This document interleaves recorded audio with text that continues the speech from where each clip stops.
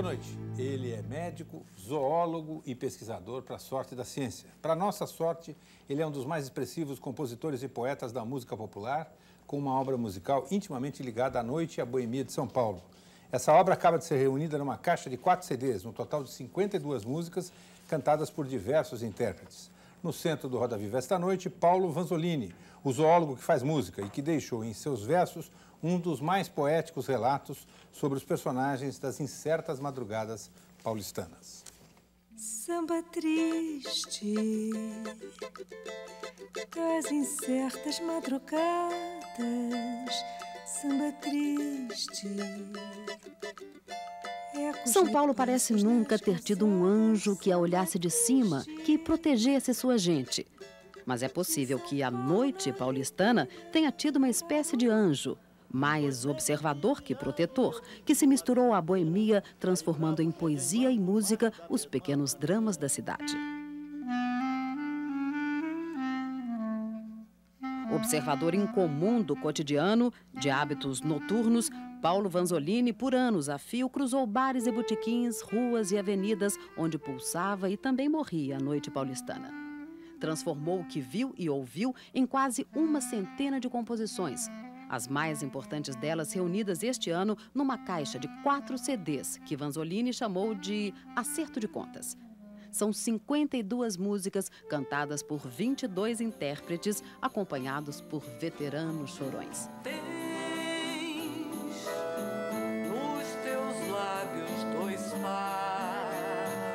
Com versos espertos e sonoros, linguagem habilidosa e popular, as músicas falam do ciúme, da mágoa, do rancor e das dores que homens e mulheres, envenenados de amor ou de ódio, costumam carregar madrugada adentro, às vezes com final trágico.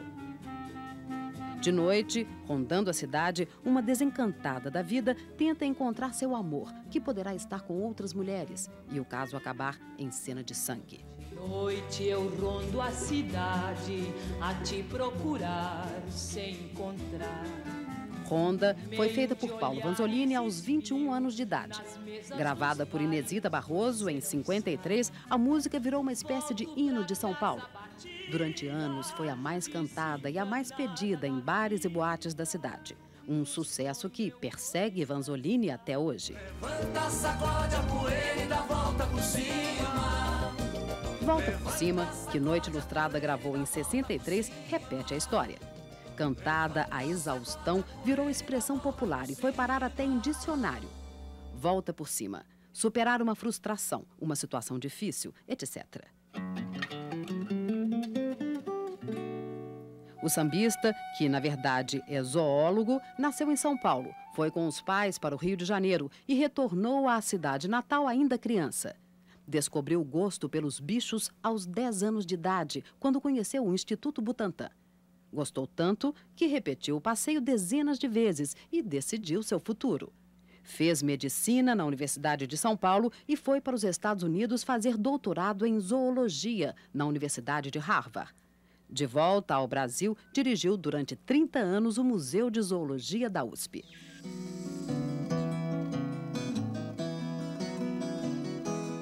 Nos anos 90, percorreu mais de 10.000 quilômetros em rios da Amazônia à procura de novas espécies, de cobras a lagartos.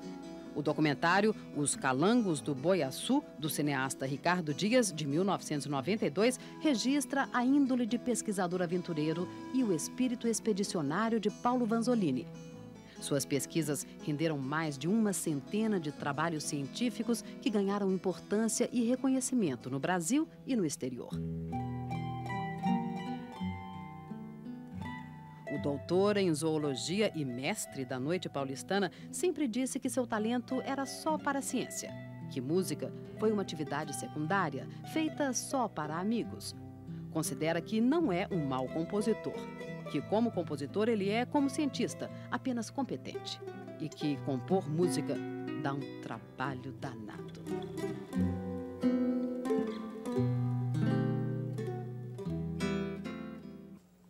Para entrevistar Paulo Vanzolini, convidamos Mauro Dias, repórter de cultura do jornal O Estado de São Paulo, do Caderno 2. Eduardo Gudim, compositor e violonista e arranjador parceiro de Vanzolini. J.C. Botezelli, o Pelão, produtor musical e pesquisador. Francisca Duval, artista plástica e bióloga do Museu de Zoologia da USP, Universidade de São Paulo, responsável pelos desenhos da caixa de CDs de Vanzolini. A caixa chama-se Acerto de Contas. Lázaro de Oliveira, jornalista do programa Metrópolis da TV Cultura. E Saad Osni, professor da Faculdade de Medicina da Unesp de Botucatu e presidente da Comissão Nacional de Ética em Pesquisas envolvendo Seres Humanos, órgão do Conselho Nacional de Saúde, ligado ao Ministério da Saúde. Participa do programa também Ricardo Dias, cineasta. O Roda Viva é transmitido em rede nacional para todos os estados brasileiros e também para Brasília. E o programa de hoje não permite a participação dos telespectadores, porque está sendo gravado. Boa noite, Vanzolini. Como é que dá para misturar, dá para juntar a zoologia e a música popular? Porque ninguém consegue fazer zoologia 24 horas por dia, nem música popular 24 horas por dia. Sempre uma deixa um tempinho para outra. Sei. Mas nesse tempo todo, se você quando... desculpe te chamar de você. Ora, isso. É um erro técnico aqui. Quando se inscreve num hotel, escreve o que na profissão? Zoólogo. Zoólogo. Quer dizer, então é mais tempo zoólogo do que mais tempo músico. Como é que você acha que eu ganho a vida? Sendo zoólogo. Paulo, a gente conhece, quer dizer, a minha geração te conhece como homem da noite, né? Um boêmio e tudo isso. E eu me lembro que a minha geração ficou muito marcada de ouvir tuas músicas cantadas pelo Maurici Moura. Que relação você tinha com esse cantor? Maurici Moura era um enorme amigo meu. Maurici Moura, quando eu comecei com música, eu era estudante e nós tínhamos um show universitário, chamava-se Caravana Artística, que era da faculdade, somente da Faculdade de Direito, mas eu participava. E o Maurici participava também, fiquei amigo de Maurici. Maurici era de Santos. Eu ia visitar Maurici em Santos, ele fazia a proposta assim, vamos lá no cais arrumar uma briga? Quando eu fui trabalhar na TV Record, o Maurici estava lá. E eu peguei o Maurici para trabalhar comigo, porque ele era um enorme cantor, uma pessoa maravilhosa, e eu queria muito bem a ele. Foi o primeiro negro, digamos, que teve um programa na TV, segundo o Pelão? Foi. Sábado era um dia morto na TV, então me deram para inventar alguma coisa. Eu resolvi fazer um programa anticonvencional. Você sabe que tudo que é anticonvencional é muito convencional, né? Então, o primeiro programa que eu fiz foi com o Maurici. O Maurici chamava Grinfo. Aí a história era assim, Maurici era um preto pobre que gostava de uma branca rica. O pai da branca mandou ela para Paris para esquecer do Maurici, ela foi e esqueceu. E o programa foi um grande sucesso. No sábado seguinte, lembra que não tinha gravação.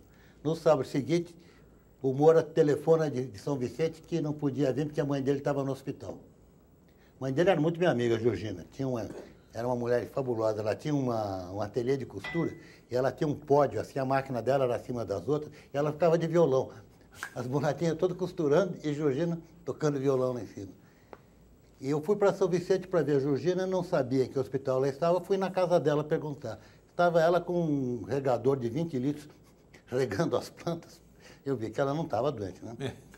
Perguntei, Georgina, cadê Maurici? Ih, Paulinho, estão 2 dias sentados na mercearia, comendo lasca de bacalhau cru e bebendo cachaça. Ninguém tira eles de lá.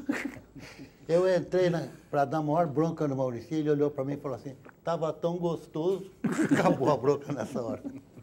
E como é que era a boemia no final dos anos 50, começo dos anos 60? Era a coisa mais ingênua do mundo, era ficar bebendo cerveja em bar barato com os amigos.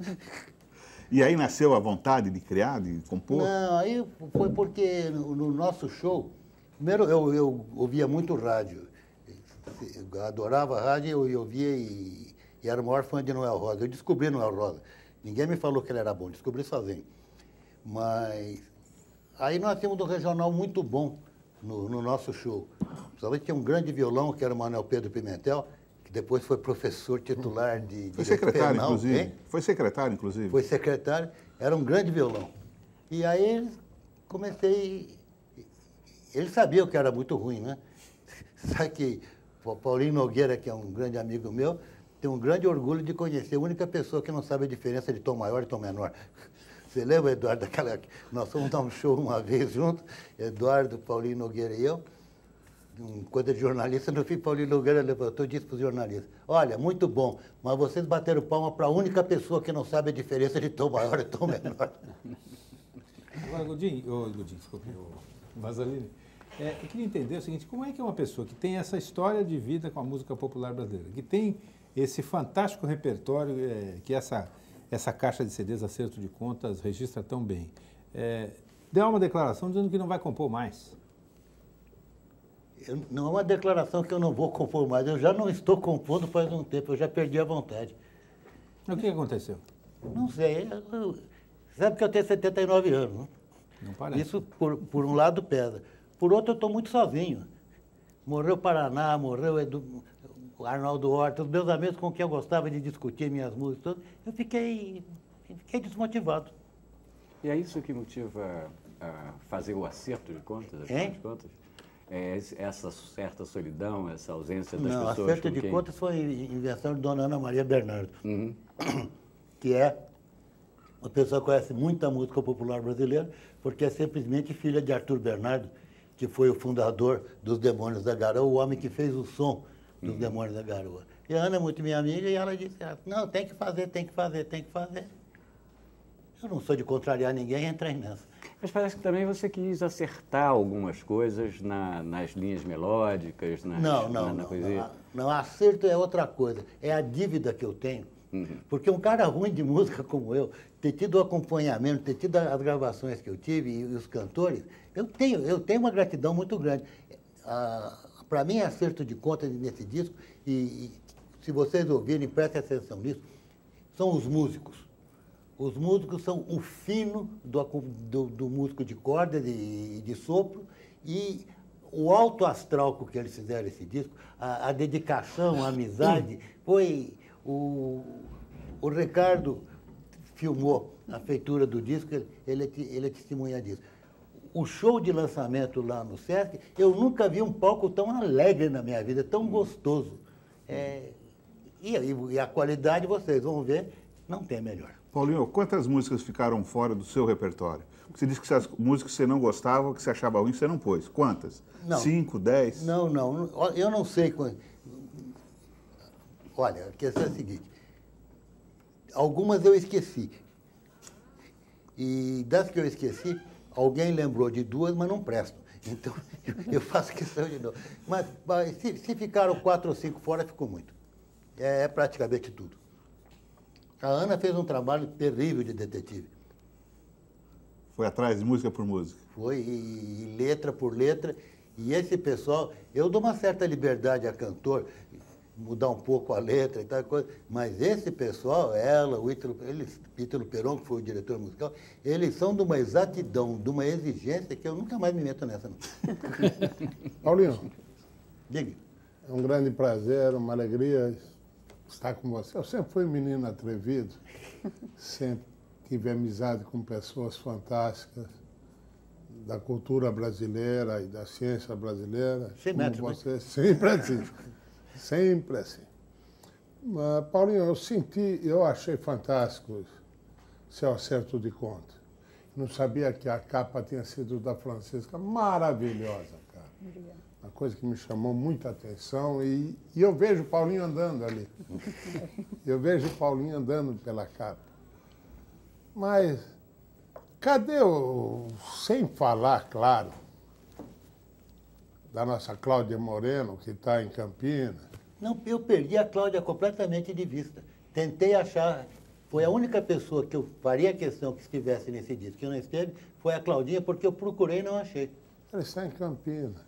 Eu sei, não, eu sei que ela casou com o Barreto em Campinas. Telefonei para todos os Barretos de Campinas. Ouvi palavrão que não é brincadeira. E o que me deu uma falta e me deu uma saudade era a nossa nega velha, o Adalto San. Adalto. Que eu acho que foi um dos seus maiores intérpretes. Adalto não foi... Não, eu não gostava do Adalto como intérprete, porque Adalto exagerava na emoção. Ela exagerava e tinha mania de querer discutir com você a não, letra. Até isso muito bem, porque é uma pessoa que eu gostava. Você sabe, eu sou muito ruim de música, então eu penso de um jeito e penso que estou cantando daquele jeito e não estou. Então eu mostrava para Adalto, para Luiz Carlos Paraná, fiz uma música assim. Ele dizia assim, não, Paulinho, não foi assim que você fez. Como que não foi? Foi assim. Mas eu não estou cantando assim? Não. E Adalto me foi utilíssimo para tirar meus próprios sambas. Eu gostava muito dele. E Adalto tem uma coisa que não dá um valor nele. Foi o maior violeiro de 10 cordas. Que Adalto é ali do Paranapanema. Ele é de, se não me engano, Presidente Bernardes. Cantava ele no circo com a irmã dele, a Sebastiana, Xaninha e Paulistinha. E ele, com 10, 15 anos de idade, tocava violão, tocava viola de 10 cordas no circo e era um violeiro espetacular. Comparável com o teu amigo Pereira. O Pereira da viola.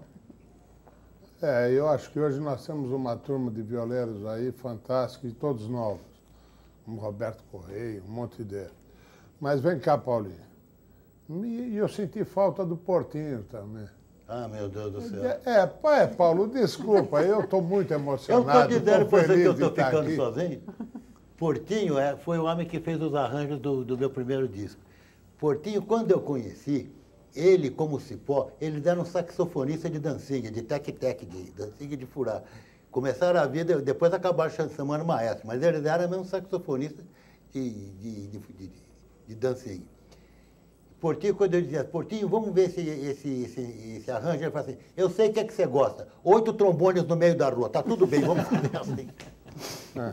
Como é que é o seu processo ou era o seu processo de criação? Você não toca nenhum instrumento, né? É ficar pensando. Mas aí a música vem, a melodia e a letra junto? Junto, um puxa o outro puxa um. E aí você gravava e ou decorava? Nada. Não. Aí um dia eu mostrava, quando eu achava que estava pronto, eu mostrava ou para o Paraná ou para o Adaltinho, e aí a gente punha no violão e acertava. Mas você anotava a letra, fazia Não. algum tipo? Tudo era memorizado? Tudo memorizado. Há um longo processo. Conta a história aí do pedacinho de céu, que foram 25 anos para fazer uma música. Eu sou o maior macaco de Valdir Azevedo, né? Eu adoro o choro e Valdir Azevedo é meu ídolo. E eu queria fazer uma letra para Pedacinhos de Céu. E levei 25 anos para fazer. Mas não é por causa do problema de letra. Choro é muito difícil, viu? Porque o que manda no choro é a pinicada do bandolinista. Então, a sílaba e o acento tem que cair exatamente. Mas não era isso que eu apanhei. Eu apanhei porque eu não conseguia aprender a melodia da segunda parte.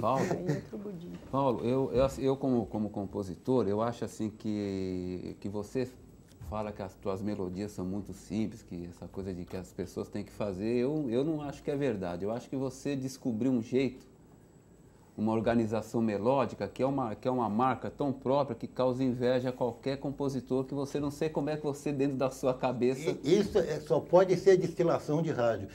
Então o seu ouve vai ficando no subconsciente. Porque eu não tenho consciência musical. Pois é, mas você tem um esquema tão próprio e que a gente sempre identifica. E eu acho assim que eu queria te perguntar, você gosta de Ataúfo Alves? Demais.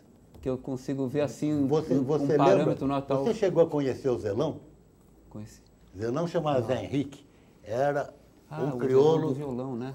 Não, é outro Zelão. Não, como é o nosso morro? Não, tá aí. Do Morro do Piolho, no Cambuci. E ele pertencia, era um tipo fabuloso, ele pertencia a um grupo tipo Bando da Lua, assim. Pegaram um empresário fajuto que largou eles no Chile sem dinheiro para voltar para casa e sem comida. Um dos outros sentou na calçada e falou, Zé, eu vou morrer. E morreu sentado na calçada. O Zé aprendeu a tocar 2 violões num só, fazer acompanhamento de 2 violões num só. Ele virava as costas e você escutava os 2 violões. Aí um amigo meu chamado Cilioma Selter, que era um arquiteto que era apaixonado de samba, trazia o Zelão, chegou aqui em São Paulo e guiava o caminhão do cunhado dele na feira.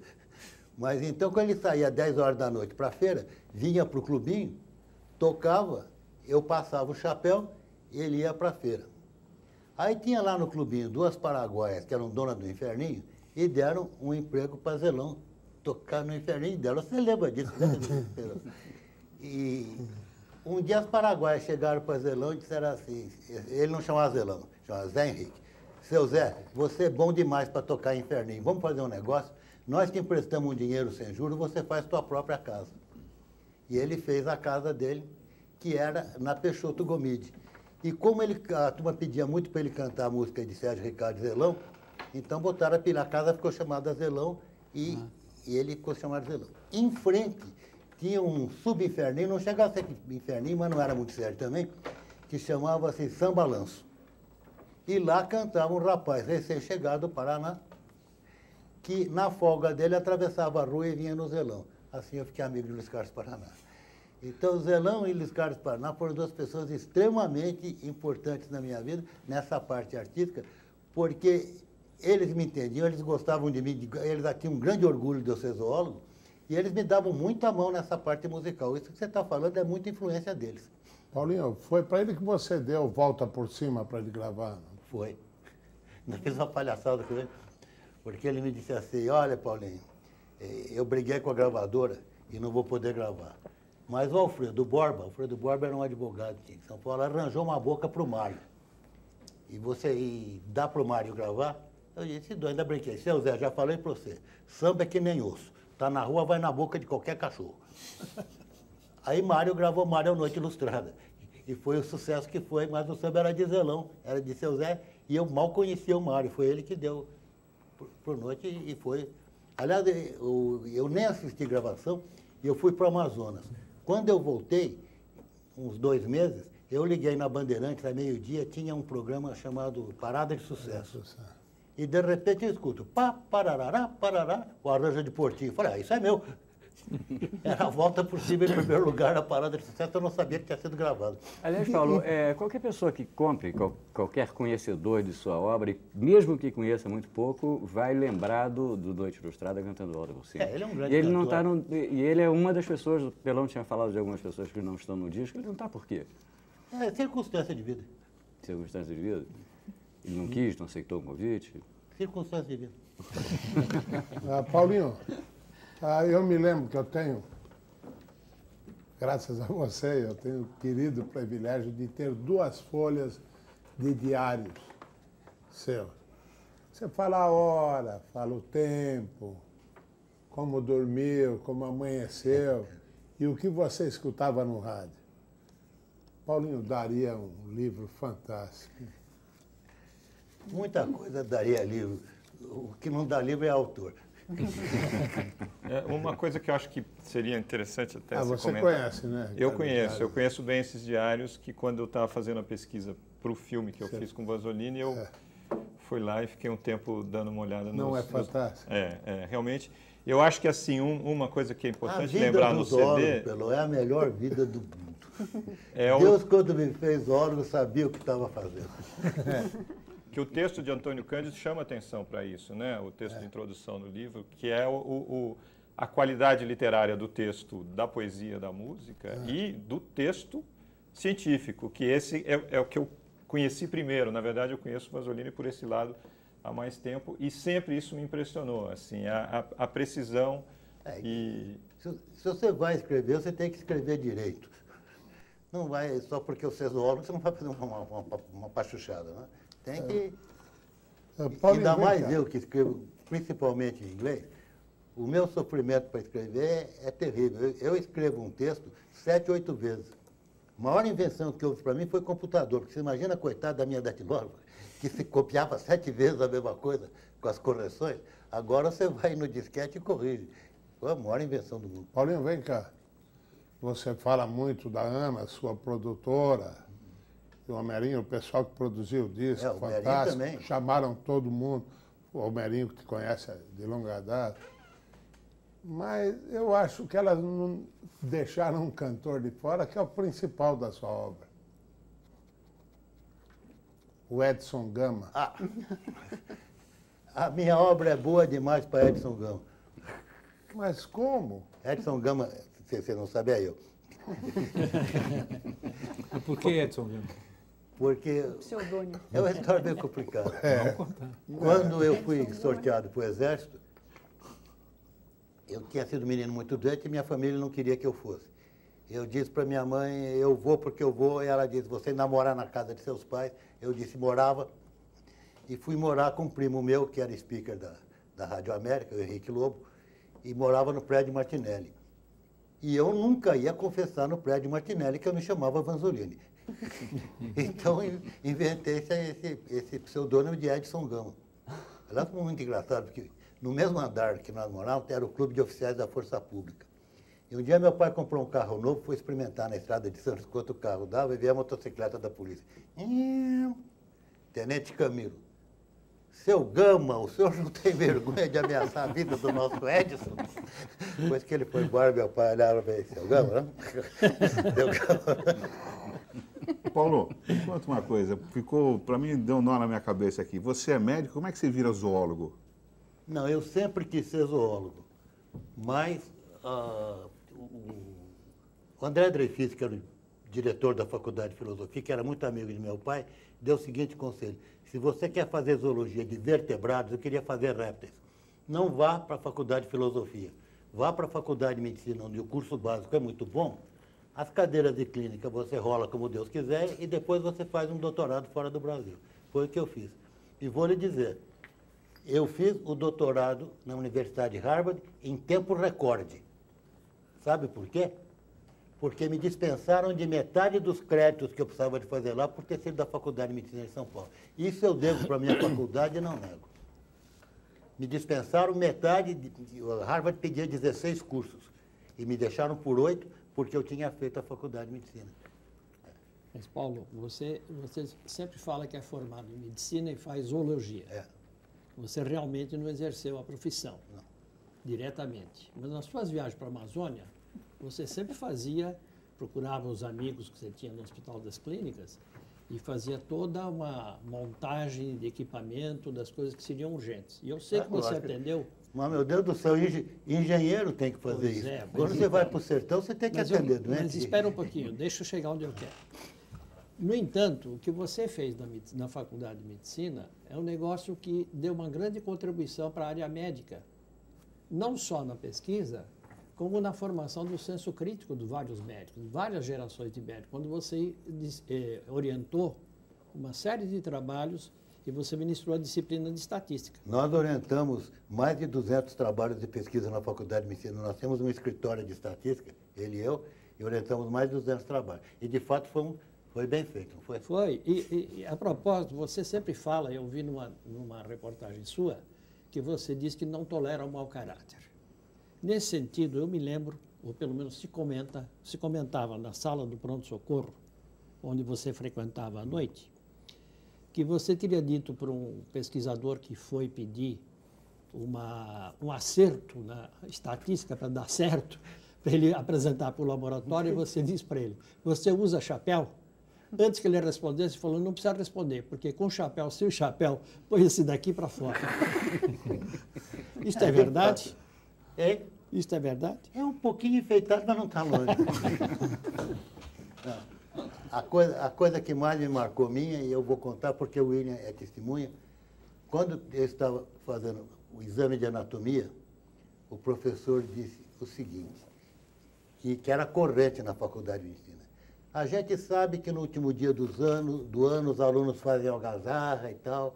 Peço que não façam, não só em homenagem a seu velho professor, mas como respeito ao cadáver, ao material cadáver, esses pobres indigentes que resgataram sua dívida com a sociedade servindo para formar médicos. Eu peguei a minha prova e entreguei em branco. E disse, o que é isso? Eu disse, eu vou em algum lugar que indigente não tenha dívida com a sociedade. Tirei 0 e repeti o ano. Anos depois, esse professor me mandou um recado pelo William, né? Pensando bem, eu tinha razão, indigente não tem dívida com a sociedade. Porque na Faculdade de Medicina tinha a missa do cadáver, quer dizer, o indigente resgatava sua dívida com a sociedade. Você já pensou? Mas, Marcos, esse tipo de coisa que a gente tem que ser contra. A gente tem que se manifestar, porque não é possível. Né? Mas era uma grande escola, pô. Hein? Era uma grande escola naquela época. Eu tenho a maior gratidão por ela. Era um curso não era uma grande escola, no Brasil não tem nada grande, mas era o que podia ser. Paulo, nós vamos fazer um rápido intervalo e a gente volta daqui a instantes. Até já. Quando chegar o fim, mas o fim não vem, querias me ver assim, só que assim não tem. Chorarias por mim.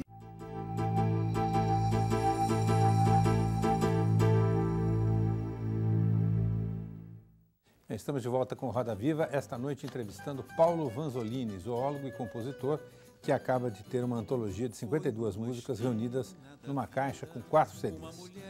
Hoje o programa não permite a participação dos telespectadores porque está sendo gravado. Paulo, eu queria falar um pouco de zoologia, porque senão a gente fica aqui a noite inteira ouvindo essas maravilhosas histórias da música brasileira, mas o fato é que há todo um trabalho atrás do Museu de Zoologia, enfim, um esforço enorme que foi feito para essa pesquisa. E nas últimas entrevistas que eu tive a oportunidade de ler, suas também, você disse que já não se faz mais zoólogo como antigamente. O grande problema, a ciência no Brasil está numa hora muito ruim, porque o dinheiro está na frente. Hoje em dia, só se pensa em dinheiro para pesquisa, só vale pesquisa que custa caro. Eu me lembro quando, você sabe que a Faculdade de Medicina em São Paulo foi grandemente feita pela Fundação Rockefeller. E o homem da Rockefeller para o Brasil chamava-se Miller, foi quem trouxe genética para a USP, era um cara maravilhoso. Quando eu me formei em Harvard, ele mandou me chamar em Nova York e disse, olha, eu sou paulista honorário, eu acompanho todo brasileiro que vem aqui, você terminou o seu doutoramento, como eu posso te ajudar na tua pesquisa? Ele disse, olha, eu quero fazer alguma coisa em que o fato de eu ser brasileiro me ajude, não me atrapalhe. Eu não quero fazer pesquisa que depende do último aparelho, que depende de dinheiro. Eu quero fazer pesquisa que depende de eu ser brasileiro e conhecer meu chão. Ele achou isso uma coisa horrorosa, me mandou para a Argentina para ver o que o italiano estava fazendo na Argentina, mas eu sempre fiz isso. Eu, com uma garruchinha e 1 litro de formol, eu criei 5 filhos. E fiz a minha pesquisa, que, modesta parte, é boa. Quer dizer, a minha impostação, a minha escolha de rumo foi uma escolha sensata. Verdade que eu tinha meu pai atrás de mim. Meu pai era professor da USP, não era um pesquisador, era um engenheiro prático, mas era um homem que tinha uma grande paixão por cultura e por pesquisa e me dava muito apoio. Eu sabia que eu ia onde quisesse, que não ia ficar no caminho por falta de apoio. Mas o que aconteceu de pior com a pesquisa brasileira foi o que aconteceu com a pós-graduação. A pós-graduação, quando eu vi, em primeiro lugar, não se pensava em mestrado. Mestrado não exige nem originalidade, faz doutoramento. O que era o doutoramento? O doutoramento era a criação de um novo pesquisador. A tese de doutoramento mostrava que o indivíduo tinha aprendido a circunscrever um programa, atacar esse programa com as ferramentas da profissão, tirar um bom resultado e expor esse bom resultado num trabalho de peso. Hoje em dia, você não arranja emprego em nenhuma faculdade, em nenhum lugar, se não tiver pelo menos mestrado. Então, a pós-graduação agora virou curso de aperfeiçoamento profissional e qualificação profissional e tirou a coisa de pesquisa. As teses que se tem feito aqui no Brasil são, na maior parte, uma vergonha. Porque, e veja você vai reprovar um menino, tirar o pão da boca dele? Quer dizer, como a gente sabe que a pós-graduação é para ganhar a vida, então aprova-se todo mundo. Então está uma porcaria. Paulo, por falar em pesquisa, eu queria te provocar um pouquinho. Eu acho que todos nós conhecemos a sua formação como compositor, zoólogo, subejamente conhecida, mas há um aspecto importante, por falar em pesquisa, que foi a criação da Fundação de Amparo à Pesquisa do Estado de São Paulo, a nossa FAPESP. E hoje, passados mais de 40 anos, se reconhece como um dos fatores importantes para a sobrevida e o desenvolvimento da Fundação foi exatamente a lei e as disposições estatutárias que criaram a FAPESP. E você foi o que fez o anteprojeto. Eu queria que você comentasse um pouco, contasse hoje como um depoimento, que eu acho que é importante, como foi esta fase e como é que você vê o futuro da FAPESP. Olha, o negócio é o seguinte, na Constituição do Estado da década de 40, havia uma disposição transitória que dizia: o Estado reservará não menos que 0,5% da sua receita ordinária para estabelecer uma fundação de amparo à pesquisa. Receita ordinária porque a receita de impostos, quer dizer, se não tivesse dito receita ordinária, se o Estado fizesse um empréstimo no estrangeiro, que a coisa ia que pôr. Então, não menos que 0,5%. Agora, sendo disposição transitória, precisava de lei para botar em atividade. E nenhum governador quis fazer isso. Quando o governador Carvalho Pinto, fundou o grupo de pesquisa dele, de planejamento do governo dele, eu disse para ele, por que o senhor não ativa esse dispositivo? E o Plínio de Arruda Sampaio, que era o grande teórico do governo Carvalho Pinto, achou isso uma boa ideia e me mandaram fazer a lei.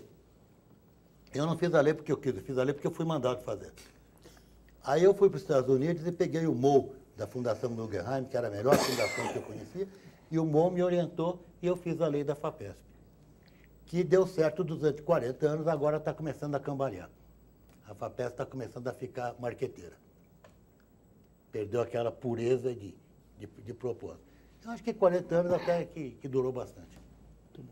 Paulo, me diga uma coisa, essas viagens que você fez pelo interior desse Brasil, a gente tem ideia de que é uma viagem glamurosa, cheia de aventuras, não? Viagem cheia de aventura é incompetência. O pesquisador vai para pegar bicho e para ver a natureza. Ele vai ver, pega, não passa fome, não se machuca e volta para casa, com o dado na mão.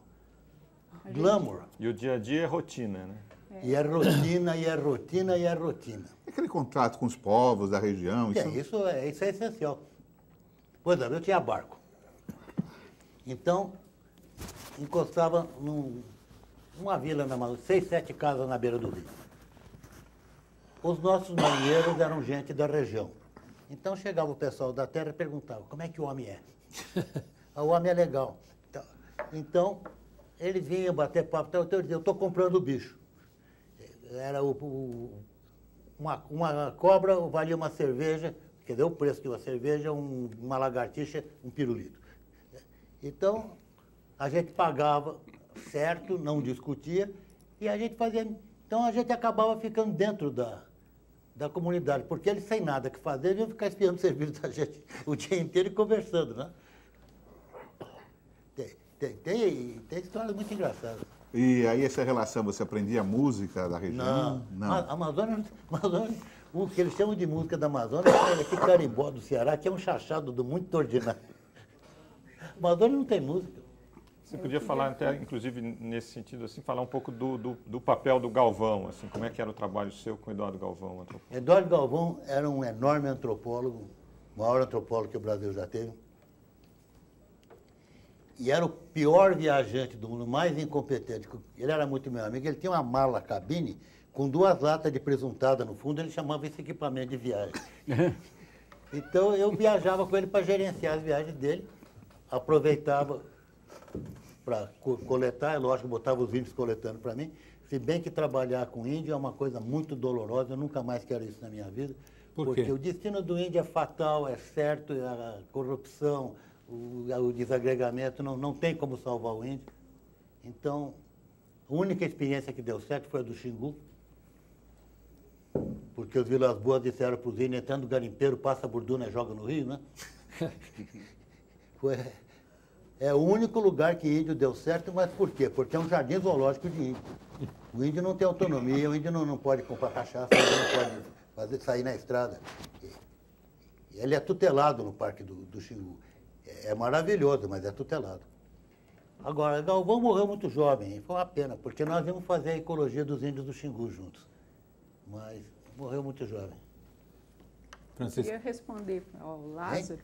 Eu participei de muitas expedições com Vanzolini e acho que era o contrário do lado glamuroso. A gente brincava que tinha que sofrer na expedição. Várias vezes eu fui encarregada de comprar os mantimentos e até levei bronca, porque tinha que comprar o pior biscoito, a pior comida para durar bastante. A gente brincava, né? Era uma disciplina terrível. Nós sempre viajamos com verba do governo, né? Paulo, nesse sentido, me satisfaz uma curiosidade. Responda se quiser. Evidentemente, porque é uma pergunta meio indiscreta.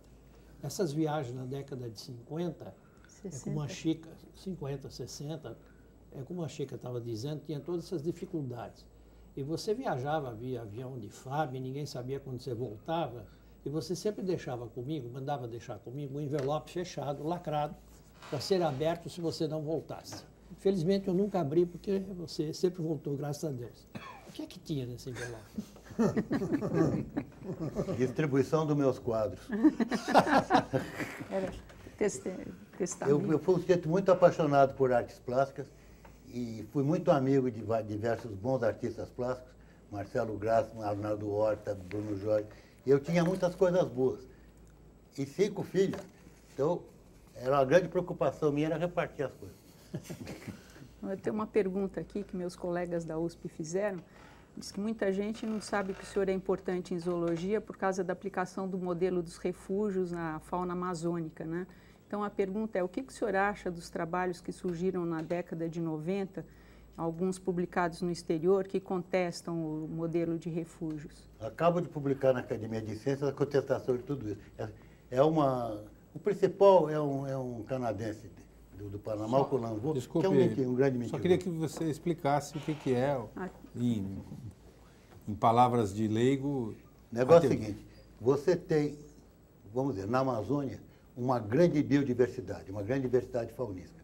Como aconteceu isso? Então, teve um geólogo alemão que gostava muito de aves, que descobriu que o clima da Amazônia não é perfeitamente homogêneo, as zonas mais secas. E que se o clima secasse um pouco mais do que é hoje, essas zonas perderiam a mata. Então, se o clima secasse um pouco mais, essa grande mata amazônia ficaria reduzida a várias ilhas de mata. Quando você separa populações em ilhas, elas diferenciam. Quando ela entra em contato de novo, já está diferenciada, então onde você tinha uma espécie, você tem agora 4 ou 5. Isso ele publicou em 69. E eu estava trabalhando na mesma coisa. Ele fez com eu estava trabalhando com um amigo americano em lagartos, a mesma coisa. Nunca hei de me esquecer. Estávamos terminando o nosso trabalho no meu escritório no museu, chegou um envelope da revista Science. Era o trabalho do alemão para eu fazer crítica. Ele disse, Ernest, levaram. Perdemos a prioridade. Mas foi o segundo trabalho, sempre valeu.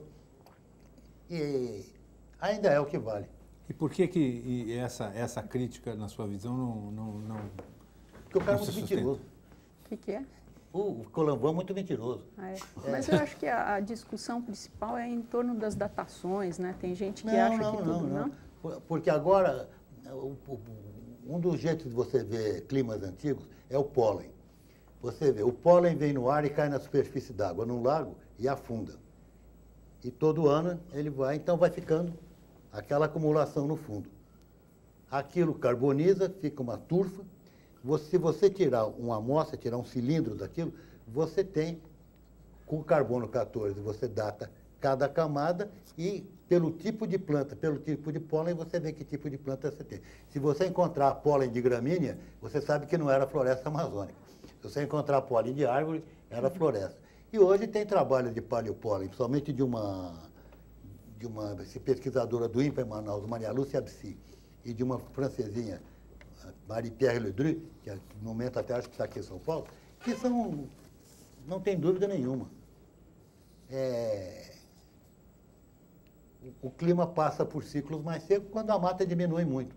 Quando essa Ledru encontrou em Uberlândia pólen de mata amazônica, de mata de várzea amazônica.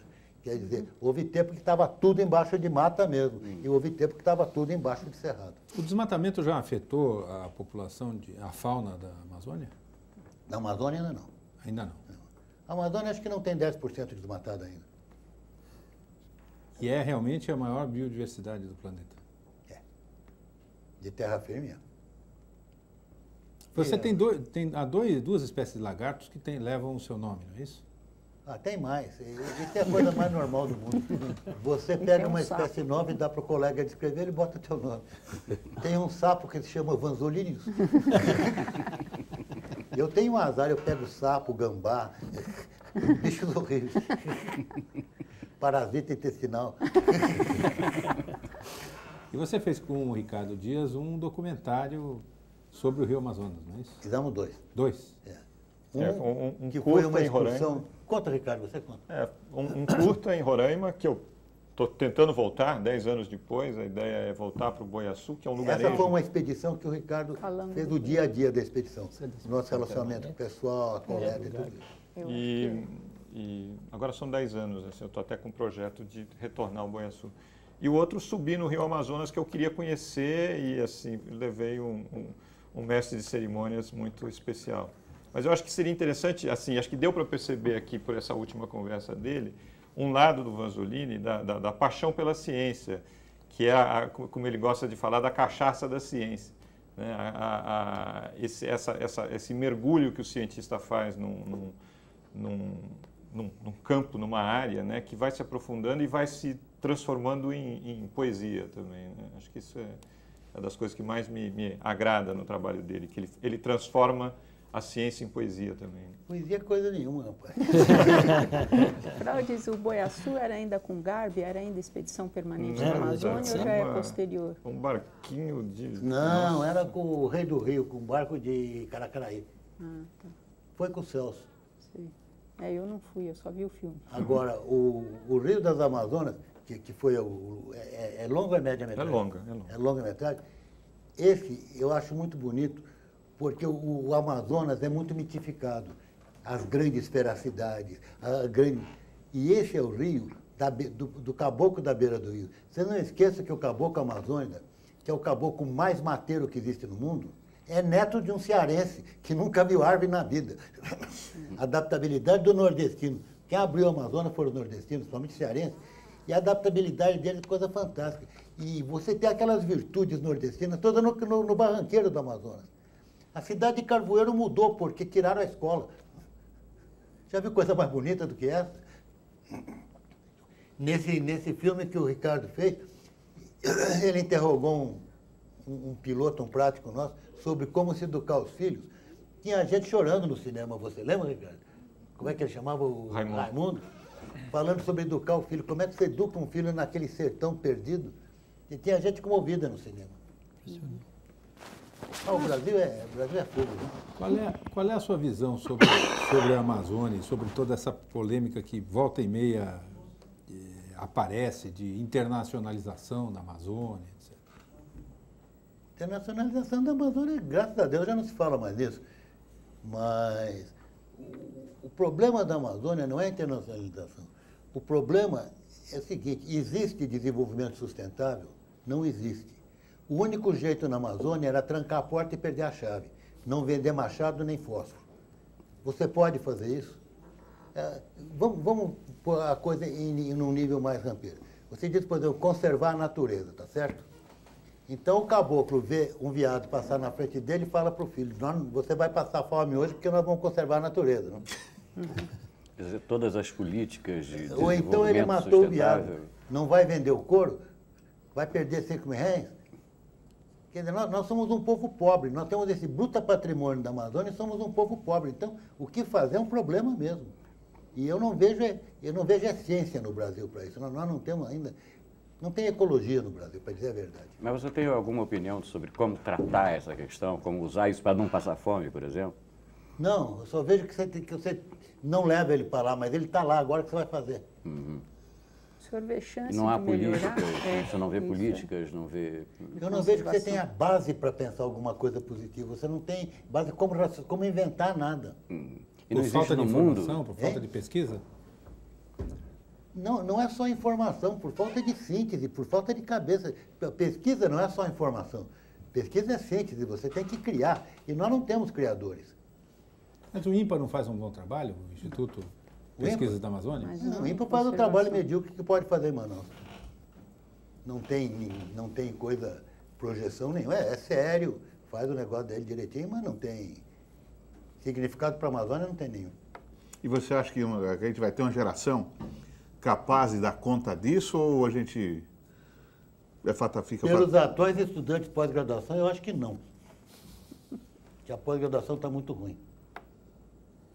Mudando de assunto, Vanzolini, como é que é a sua visão da bioética, do uso por exemplo, da pesquisa de células-troncos, da clonagem? Quer dizer, essa polêmica que ocupa quilômetros de espaço na imprensa. Olha, para mim a ética vem em primeiro lugar. Depois vem o resto. Você tem, em primeiro lugar, que ser honrado e honesto. Eu tinha um amigo da Alceu Buquerque, que morreu, e dizia assim, Paulo, você reparou que certas palavras perderam a moda? Você não ouve mais falar em honra? Parece que é vergonha você ser honrado. Para mim, a parte ética, a parte de honra pessoal e institucional vem em primeiro lugar. O resto é tudo substituível. A única coisa que não é substituível é caráter. O resto, tudo, a pesquisa, se eu não fizer, outro faz. O caráter, se eu não tiver, ninguém vai ter meu lugar. Yes. Bom, Diga, claro. em relação à conservação, eu dou um curso de conservação ambiental no museu, especialmente para ouvir o Vanzolini, porque ele teve uma assessoria ambiental. E o senhor é super pessimista, assim, mas o senhor não vê uma chance de melhora na legislação que leve? Porque eu acho, hoje em dia, a legislação melhorando, mas um desacerto entre a cultura. Quer dizer, eu vejo a minha família, vamos cortar e pagar multa, que é mais fácil do que obedecer a legislação, né? Alô, você respondeu. Mas, sim. não, mas respondeu. O senhor não vê futuro nisso? Não, eu queria não, que ou a legislação melhorasse ou a minha família, não sei. O dia que o Brasil for um país culto, ninguém passa fome, ninguém queima o mato.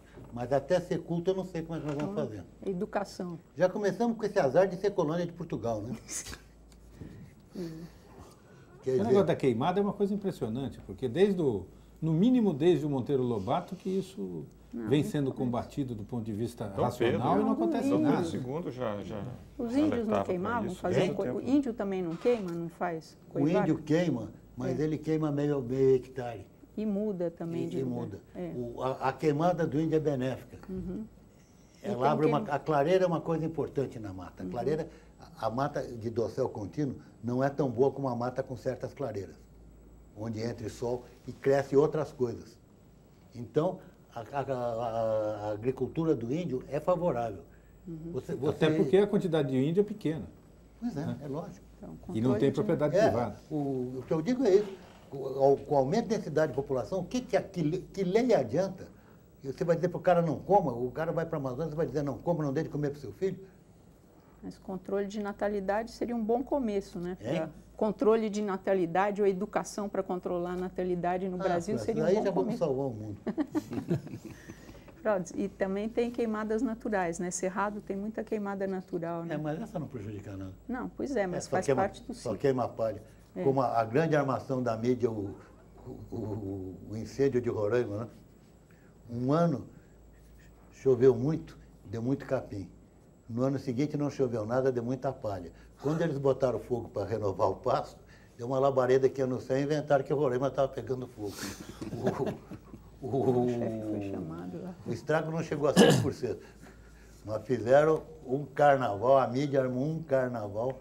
Você esteve lá, né, nessa ocasião? O Ibama me pediu, exatamente. Eu fui ameaçado de morte, porque eu falei que o estrago era no máximo 5%. As Nações Unidas achou que era 3%. Ainda fui mais pessimista que as Nações Unidas.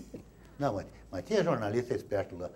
O cara pegou encheu de palha num arbusto, botou fogo, deitou de costas e fotografou o inferno de Dante. Né? O outro veio conversando com o presidente do Ibama. Porque não sei o que e tal. Quando chegou numa árvore queimada, ele parou, fotografou o presidente e o Ibama inspecionou o desastre. Foi uma armação espetacular. Você podia falar um pouco sobre as ONGs e qual o papel das ONGs hoje em dia nisso aí tudo? Aí já complica. Mas quem gostou do incêndio de Roraima foram os bombeiros argentinos. Veio uma companhia de bombeiros argentinos, média de altura 1,80 m, louros e bonitos, mas foi um arraso aí em Boa Vista. O argentino dizia para mim, doutor Bansolini, nem a brasileira maravilhosa, doutor Bansolini.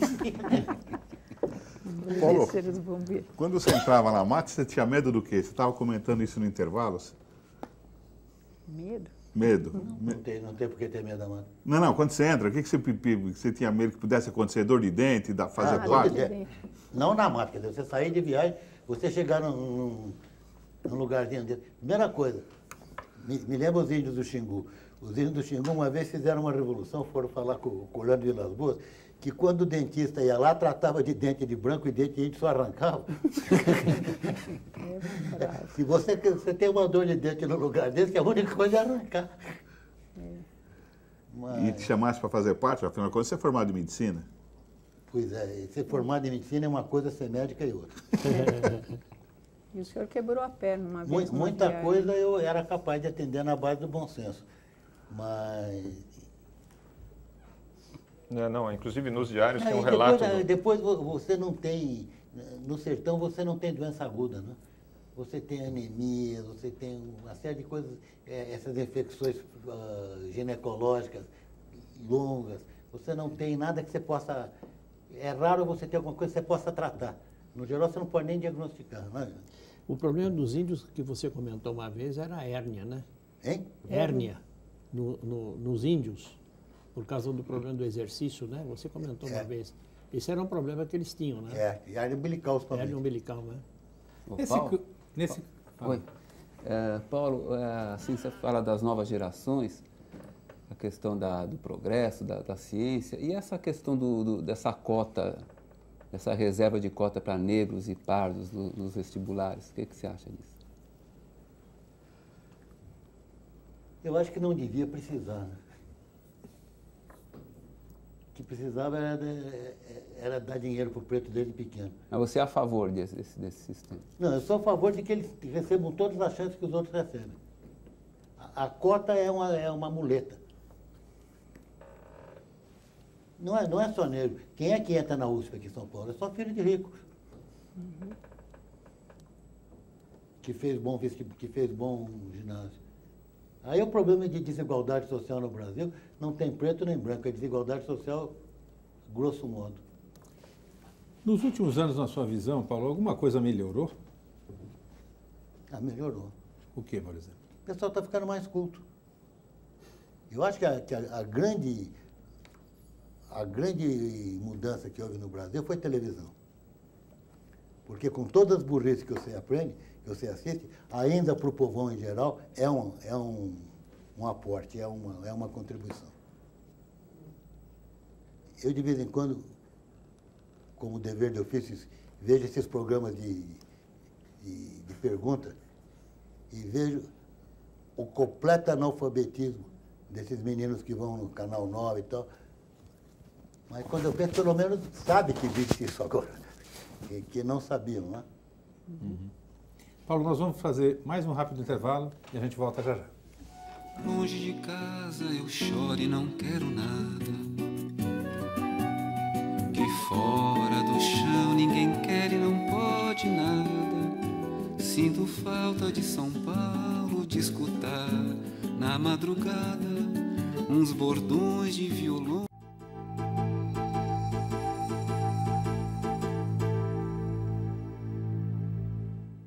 Nós voltamos com Roda Viva, hoje entrevistando o zoólogo e compositor Paulo Vanzolini, pesquisador do Museu de Zoologia da USP. Infelizmente, o programa não permite a participação do telespectador, que está sendo gravado.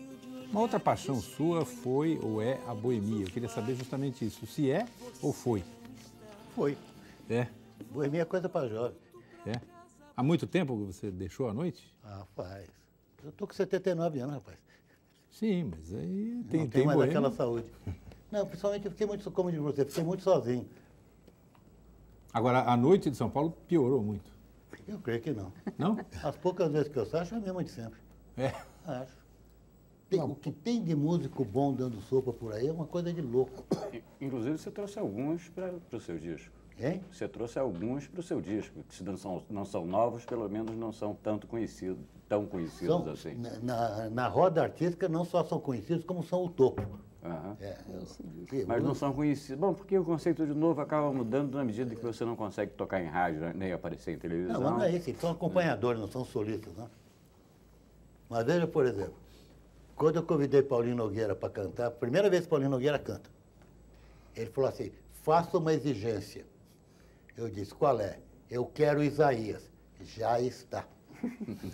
Quando ele quis Isaías já estava.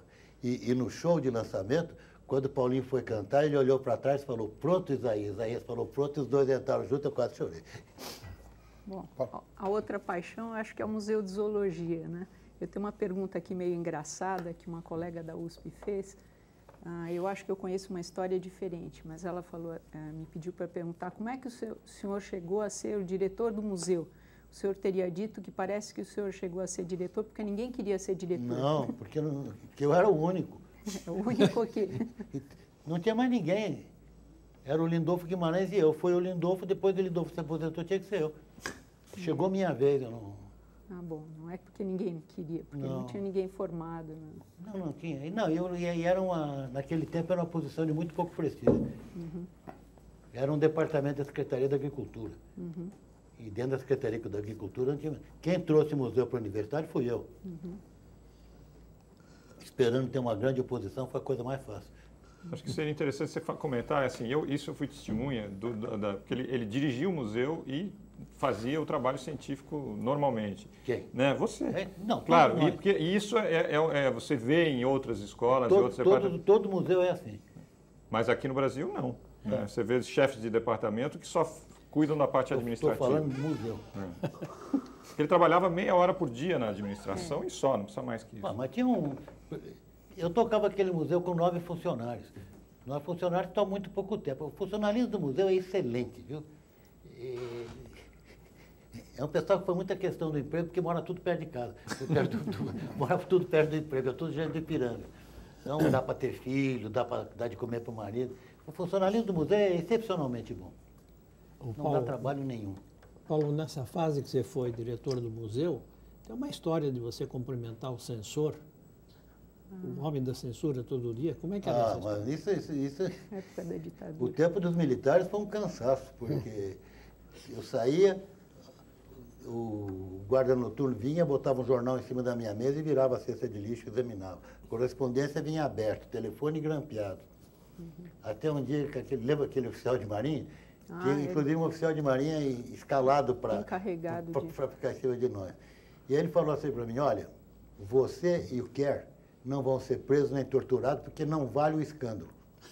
Vocês vão perder o emprego. E um dia o general Guberi me chamou a Brasília. E disse assim, nós estamos acompanhando seu trabalho no Amazonas, vai muito bem, mas tem um grande problema, o senhor só escreve em inglês. Eu disse, qual é o problema? Não, é que a oficialidade da Amazônia tem que estar ao par de seu trabalho. Eu disse, general, quem não lê inglês não entende meu trabalho em português. Conversa. Essa é uma atitude que pode dar mau resultado, o senhor pensa bem. Eu falo, general, depende de quem fica mais, vocês ou nós. Como nós, né?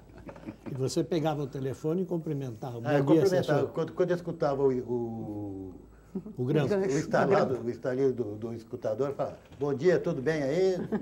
Mais um dia de companhia. Paulinho, o Marcum começou a falar e aí eu não peguei. Eu acho que você tem que dar grande aula. E tem uma meninada nova aí, tem um site gafieiro, um pessoal, todo mundo quer falar da noite de São Paulo. E você conheceu. Mas eu queria que você falasse um pouco mais. Um dia você me deu uma aula, mas a minha memória já é um pouco velha, das polacas, e o Lacerda, e o Diabo, ia todo mundo lá, que foi aonde tinha alguma música, o começo de alguma música. Foi. Chegou na década de 40, os bares com música. Na década de 40, Rua Vitória, Rua Aurora, ali, tinha uns bares que chamavam Bar de Orvalho, era bar de cerveja. Umas garçonetes polacas muito gordas, tinha russo que tocava balalaica E aí é que apareciam esses caras tocando violão por R$500, R$1, tocavam um pouco na mesa. A minha ideia do jogral exatamente foi essa. Paraná, vamos fazer um bar de música na mesa. Não é o cantor no microfone. O cantor chega na tua mesa e pergunta, o que é que você quer ouvir? E toca na intimidade da tua mesa. O grande truque do jogral foi esse. Isso na galeria. Isso aí vem da minha, porque... Por que nós frequentávamos esses bares? Porque eram muito baratos. Você precisa pensar que nós éramos uma turma de estudante pobre. Voltava para casa de bonde. Tinha o último bonde, era religioso. Perdesse o último bonde, só no dia seguinte. É a história do Adoniran, só amanhã de manhã. Eu pegava... Aí eu queria falar um pouco sobre a Adoniran. Isso que eu queria que você... Porque a Adoniran era, na minha opinião, um gênio. Um gênio autônomo, não, um gênio... Dono do gato da sua música, né? O Rubinato. Isso aí foi porque eles Carlos Paraná ia dar uma medalha para a Adoniran, no jogral, medalha de velha, umas romantistas do Paraná, e pediu para fazer uma música, mexendo com o Paraná, com o Adoniran e imitando o estilo dele. Nesse tempo, Agostinho dos Santos ia voltar da Itália, onde ele tinha armado o maior rolo na Embaixada Brasileira, porque tinham roubado uma música da Dona Irã. Botaram com o nome de um tal de Giovanni Rubinato. E Agostinho armou o maior rolo. Não sabia que era o verdadeiro nome da Dona Irã. Não sabia que era a Dona Irã, né? E eu conheci a Dona Irã, como eu tinha esse primo que era espírito, sempre conheci a Dona Irã na minha vida. E a Dona Irã foi discípulo de um indivíduo muito estranho, que era o Oswaldo Molles, um jornalista muito talentoso, mas muito neurótico, se não me engano, acabou se matando. E foi quem deu a linha de pensamento para a Dona Irã. Também a Dona Irã devolveu como gênio que ele era. Né? Eu falo em a Dona Irã, eu tenho que sempre lembrar uma coisa. A Dona Irã tem uma música que começa assim: Inês saiu dizendo que ia comprar pavio para o Lampião. Certo? Então, se você escrever 7 volumes sobre a periferia de São Paulo, você não define melhor que alguém comprando pavio de Lampião. Ele tinha um poder de síntese que era fabuloso. E o Adoniran nunca foi aquele, se eu não estou enganado pela informação que tenho, nunca foi o personagem Adoniran que ele representava publicamente. Aquele Molles. Aquele personagem era o Molles que fez para ele. Ele que foi inventado e ele interpretava como ninguém, tanto que colou de tal maneira que as pessoas de hoje não distinguem uma coisa da outra. E ele não era nada daquilo. Quer dizer, ele na vida... É engraçado, tem gente que fica vítima da persona. Outro dia me perguntaram, como eu fui trabalhar na televisão, eu fui para fazer programa da Aracide Almeida, para produzir Aracide Almeida. Ela era desbocada, ela era horrível. Não era nada disso. Era uma pessoa humilde, boa, só que ela era uma pessoa muito, como é que se chama? Muito acanhada. Então ela fazia aqueles rompantes todos para esconder o acanhamento. Mas era uma pessoa perfeitamente... Eu tive melhor relacionamento com a Araci o tempo todo que trabalhei com ela. E todo mundo, era uma ótima pessoa. Agora, quando ela se via apertada, quando ela se via no canto, ela saía com aqueles desbocos, com aquelas coisas, mas era uma atitude de defesa, ela não era uma pessoa agressiva. A Dona Irã também, a Dona Irã era o maior burguês, ele gostava de ficar em casa fazendo brinquedo, fazendo locomotiva com lata de azeite, cortando uma roda bem redondinha na serrinha tico-tico, que é o que ele gostava. Agora, Paulinho, você deu sorte com música, né? Se pensar bem. Olha, eu dei sorte com tudo, rapaz. Com tudo. Se você vê os perigos que a vida tem e o bom resultado que eu tive. Quando você gravou Ronda com a Inesita, você estava no estúdio, você foi com ela. Gravou por acaso, né? Foi. Porque encontrou ali no estúdio. Não, eles tinham ido para o Rio juntos. Minha mulher era amiga da Inesita, nós fomos para o Rio fazer companhia para ela. Chegou no estúdio de gravação e o cara perguntou, e o lado B? Era o lado B. E a Inesita não sabia que tinha o lado B. Ninguém tinha pensado em lado B. A Inesita, eu sei muita música. Posso gravar o que vocês quiserem. Não, mas tem que ter o autor da autorização. O único autor que estava presente era eu. Foi por isso que foi gravado. Mas aí o lado A era a Moda da Pinga, né? Vendeu muito. Bem, mas a Moda da Pinga não.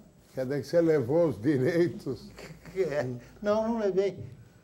A única música minha que deu dinheiro foi Volta por Cima. Volta por Cima, eu fiz um banheiro novo na diretoria do museu. Você criou uma fundação Volta por Cima, não criou? Essa foi a pior que me aconteceu. Porque eu não queria levar dinheiro de música para casa, porque é um dinheiro muito incerto, né? O mês que vem a mulher pergunta cadê o dinheiro. E não vem. Então eu guardava dinheiro numa gaveta no museu e gastava em pequenas despesas. Não era muita coisa, mas pequena despesa no museu. Precisa comprar isso, vai lá e compra. E inventaram o negócio de Fundação Volta por Cima. Gozação. Era a gaveta. Um dia aparece o Dr. Pomrat, da Fundação Rockefeller. O Dr. Pomrat queria conversar comigo. É que nós soubemos da sua fundação. Eu fui lá, abri a gaveta. Quando ele viu meia dúzia de nota de 50 reais na gaveta, ele falou... Eu disse, bateu, velho. Paulinho, depois de Caymmi e João Gilberto, não teve mais baiano? Caymmi? Parece que não, né? Eu não tenho andado por lá. A cantora é para cantar ou para falar, Paulinho? Eu prefiro para cantar, né? Declamação é uma arte respeitável, mas é outra. Eu adorava o Dorival, viu? E uma vez eu estava fazendo uma excursão zoológica no estado do Rio de Janeiro, e era Espírito Santo, e vinha voltando de carro, Parei num lugar chamado Rio das Ostras, e um cara encostado na porta falou, olha Dorival, que a cara de Dorival era o Dorival. Tinha se mudado para Rio das Ostras, do estado do Rio, uma casinha de pau a pique encostada ali na porta. Esse era um gênio, né? Eu acho o João Valentão uma das coisas mais... Que ele também demorou 20 anos para fazer. 20 anos para fazer. Agora, eu queria lembrar de novo um pouquinho... Que é 20 anos? Você não sabe a história do fazendeiro americano que disseram para ele que ele, dando uma certa ração, a vaca economizava 3 anos no crescimento. Ele falou, o que é 3 anos para uma vaca? O que é 20 anos para o compositor? Eu queria falar, mas o Adoniran e vocês são sempre os dois cantores mais identificados com São Paulo. E graças a Deus que nós éramos muito amigos. Pois é. E não houve parceria entre vocês, houve tentativa, e essa história é engraçada, eu gostaria que você contasse. Ele apareceu uma vez e vamos fazer uma parceria. Aí era a história, porque tinha uma favela lá perto do museu, ele queria fazer a coisa acontecer naquela favela. Hoje é bairro, mas... Aí a história é que nós chegamos no botequim da favela, ele pensando que eu tinha dinheiro, ele pensando que eu tinha, nenhum dos dois tinha. Na hora de pagar, o dono do botequim tomou o cavaquinho dele, pendurou na parede e disse que você pagar, você leva. Aí vem essa história do dono. Aí ele foi arranjou 5 mil reais emprestado com a vizinha. Voltou, e na hora que ele entrou e pagou, o cavaquinho riu para ele e disse, eu sabia que você vinha me buscar. Agora era para eu fazer a letra, ele faria a música. Eu disse, Adoniran, você já fez. O que mais que você quer? Porque ele era... Você não esqueça que Bom Dia Tristeza, ele recebeu uma carta do Vinícius e botou a melodia, né? Botou. E que é para não pôr defeito. E não só a melodia, mas o entrosamento de melodia com letra. Eu era uma figura da Nina. Paulo, nas suas composições, acho que a história mais curiosa é a Capoeira do Arnaldo, porque foi um desafio do Arnaldo Pedroso Horta, não foi? Não, foi assim. Nós tínhamos um grande amigo que era o Caribé.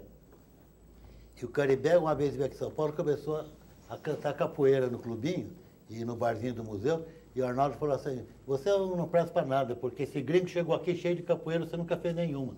Eu disse, amanhã te trago uma. E aí? Com o tamanho daquela letra, você fez um dia para o outro, pô? Sendo rimado é fácil, Pedro. A rima se chama, Você fez de um dia para o outro aquelas... Fiz no ônibus. No ônibus? Fiz no ônibus. E o Arnaldo? Adorou. Arnaldo era meu maior fã de música. Um dia nós estávamos no barzinho, ele disse, tem algum samba novo? Eu cantei. No dia seguinte estava no Jornal da Tarde, Samba Abstrato. O nome Samba Abstrato foi Arnaldo. Quando eu cantei para ele, tinha feito, não tinha posto o nome ainda. Samba Abstrato. É ele que pôs o nome? Ele que pôs o nome. O Arnaldo viajou com você, desculpa. Viajou no Amazônia.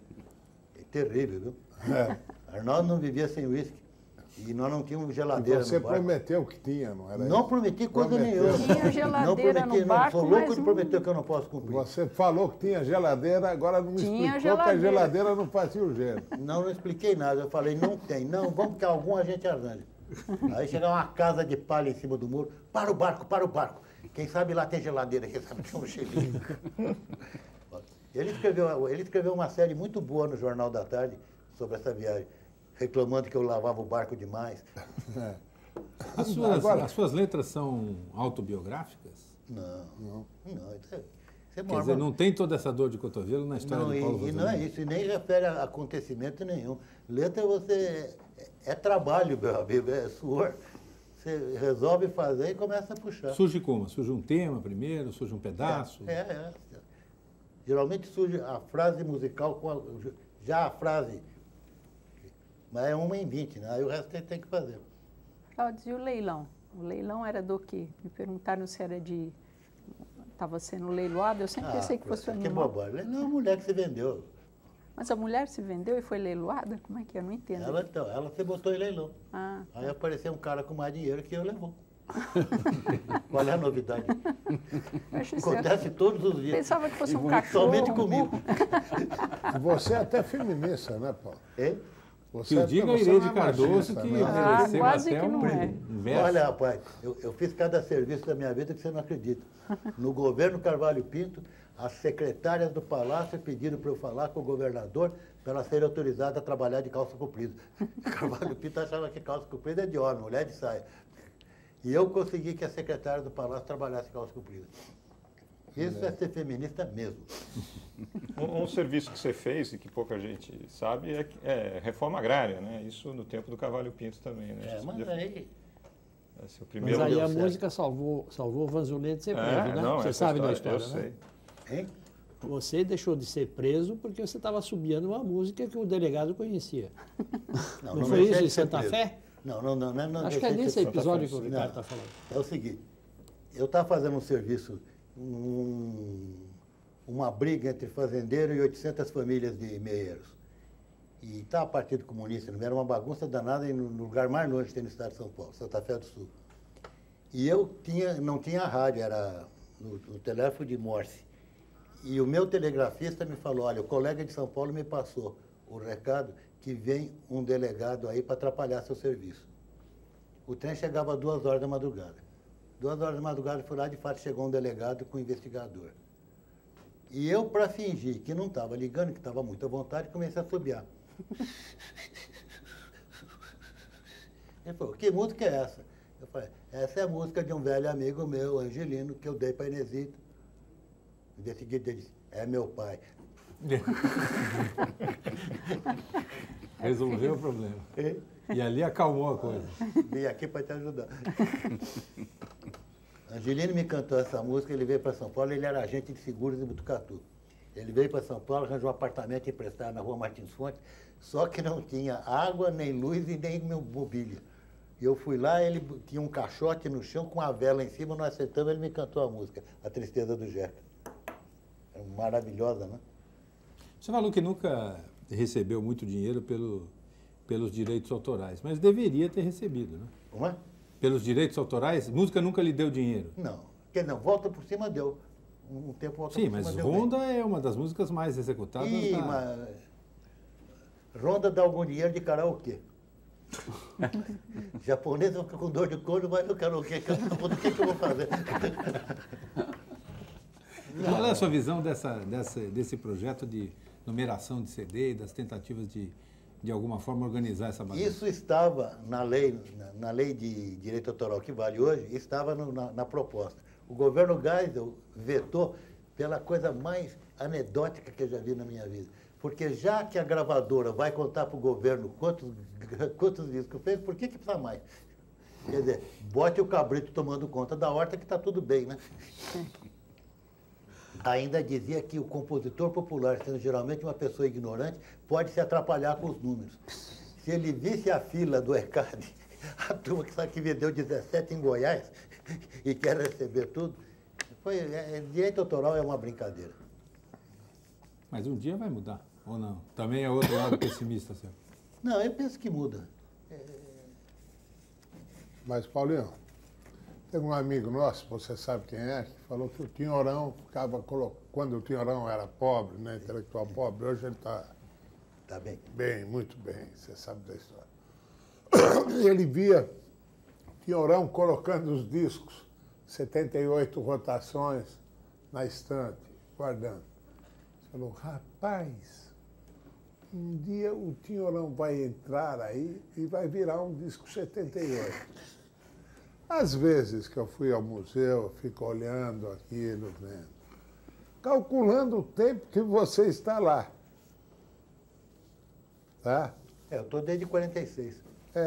Desde 46 do século passado. Um dia você não vai virar um daqueles répteis? E se você virar, qual que você gostaria de ver? Se já não virei. Já virou.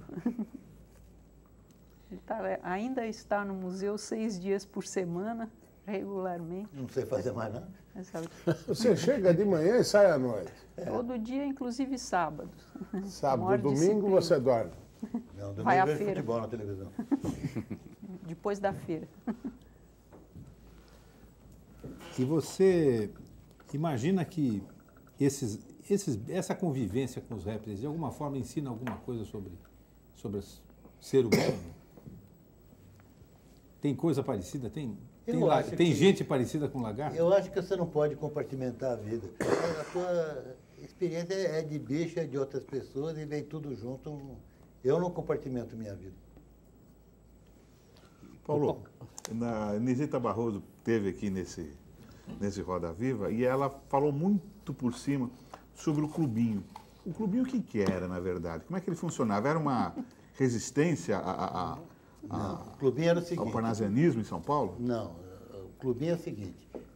O Chateaubriand tinha um museu de arte chefiado pelo Bardi, que era na 24, na 7 de abril, na 7 de abril, no edifício de áreas associadas. E tinha um barzinho onde que a gente frequentava. Daí fecharam o barzinho. Então o Rebolo Gonçalves e outros fizeram o Clube dos Artistas e Amigos da Arte, mais conhecido como Clube dos Artistas e Amigas dos Artistas. Ali na sede do Instituto de Arquitetos, né? No subsolo do Instituto de Arquitetos. Não, começou na Rua Barão de Tapetininga, no fundo de uma galeria de pintura de Barros do Mulato.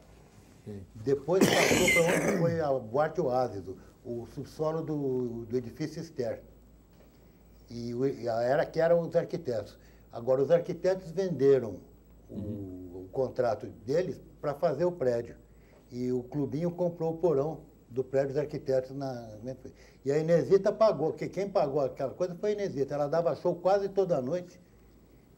E corria o chapéu, e ela, Renato Consorte, eu ajudava. Foi assim que se pagou o clubinho.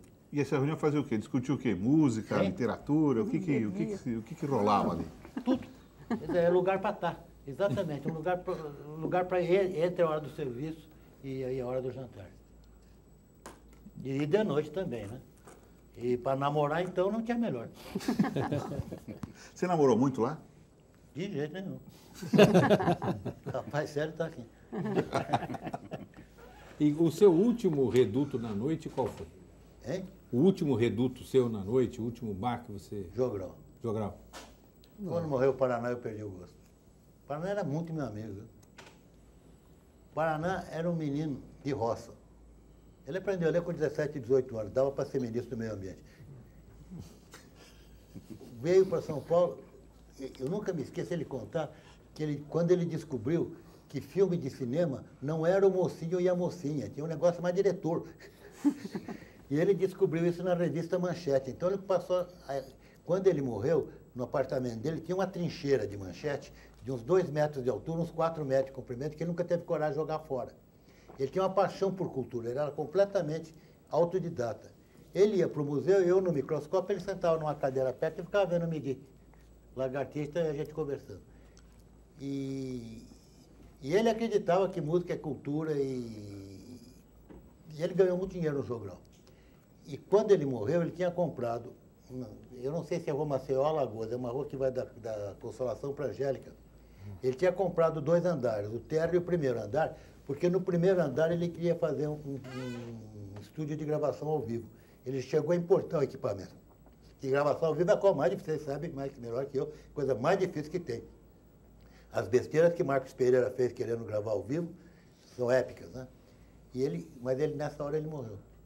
Paraná teve uma hepatite que chamaram de como é que chama? Crônica? Hein? Não. Como é que chama? Cirrose. Ele teve uma hepatite B, né? Naquele tempo se chamava hepatite B. Como é que o pessoal chama? Cirrose. Ele acabou com cirrose. Não. Como é que o povo chama essa? Quando fica amarelo? Icterícia. Icterícia. Ele teve uma icterícia, não trataram. Quando eu peguei ele já estava com cirrose. Nunca bebeu na vida. Marcos Pereira foi também seu companheiro nessa época? Marcos Pereira eu conheci do jeito mais engraçado. Eu estava fazendo uma excursão de coleta em Recife. Em Recife tem um jardim zoobotânico maravilhoso para se coletar, chama 2 Irmãos. E cheguei lá e fiquei amigo do pessoal. E era exatamente a Arraes tinha ganho a eleição. O Marcos Pereira, eu fiquei muito amigo do pessoal do Arraes, sou amigo do Arraes até hoje, da irmã dele. E o Marcos Pereira era Relações Públicas do Arraes. Aí que eu fiquei conhecendo. Quando ele veio para São Paulo, aí amigo do Paraná, então nós fomos sempre muito amigos. E ele teve uma marcante atuação na área de gravação, com as 2 gravadoras que ele fez, né? Ele não tinha cabeça de negócio nenhuma, era um péssimo negociante, acabou estourado, matou-se porque estava completamente quebrado, tinha levado muita gente com ele. Era um sujeito de uma generosidade muito grande, de uma alma muito grande, mas não tinha acesso comercial nenhum. Fez a maior besteira se metendo a ter empresa. Nosso tempo está acabando, eu queria fazer uma última pergunta e voltar a um tema que eu acho que fica aqui como, não sei nem se é uma pergunta, ou se é uma proposta, e se eventualmente os seus fãs, que não são poucos, se organizarem num abaixo-assinado, se você pode rever essa ideia de não mais compor. E o que é que poderia, enfim, te fazer voltar a compor? Se um dia eu tiver vontade, eu volto a compor. A última música que eu fiz, já fazia alguns anos que eu não fazia. Sentado no terraço de uma fazenda em Mato Grosso, me deu vontade de fazer, eu fiz. Chico gravou aí, você pode ouvir. Quando eu for, Vou Sem Pena. Foi Chico? É, o Chico. Hein? É. O Paulinho gravou o quê? O Paulinho gravou Bandeira de Guerra, né? E o que você escuta de música hoje? Hein? O que é que você escuta de música? Escuto tudo que tem na televisão. A televisão é a sua principal fonte de música? É a única. Para a noite. E o rádio, Paulinho? Você era o maior apaixonado Eu do não rádio tenho, que te não formou? tenho mais nem rádio. Não tenho mais rádio. Acabou meu rádio. Vou te dar um de presente. Paulinho, então você conhece todo o repertório da Kelly Key, desse pessoal todo que aparece ali? Deus do livre. Muda de canal. Deus do livre. Desses modernos que eu gosto mesmo é o Zeca Pagodinho. Que não é tão moderno assim, né? Já tem uns 15 anos de carreira, talvez. Não sei, mas eu gosto dele. Agora, aquela coitada que morreu, como é que... Que morreu? Morreu faz pouco tempo. Claro, Cássia Eller. Cássia Eller. Cássia Eller. Essa era um desastre. Sem falar nos sertanojos todos aí, né? Que é isso aí. Então, eu acho que você tem que voltar para o rádio. Escutar a cultura. Vou ouvir você. A cultura. Vindo de você, eu vou ouvir. Claro, Paulinho. Paulo Vassolini, queria agradecer muito a sua presença aqui no Roda Viva, desejar Eu boa que sorte agradeço. com os lagartos e com as canções. Com todos esses amigos ao mesmo tempo, eu que agradeço. Muito obrigado. O Roda Viva fica por aqui. Nós voltamos na próxima segunda-feira, às 10h30 da noite. Uma ótima semana e até lá. Uma mulher em hora perdida, um homem em ponto morto. Nessa base do tropeço e mau começo, foi nascer contra a vontade este amor torto. Me admira ter vingado, quem diria que fosse loucura pra mais do que um dia. Na verdade, quem diria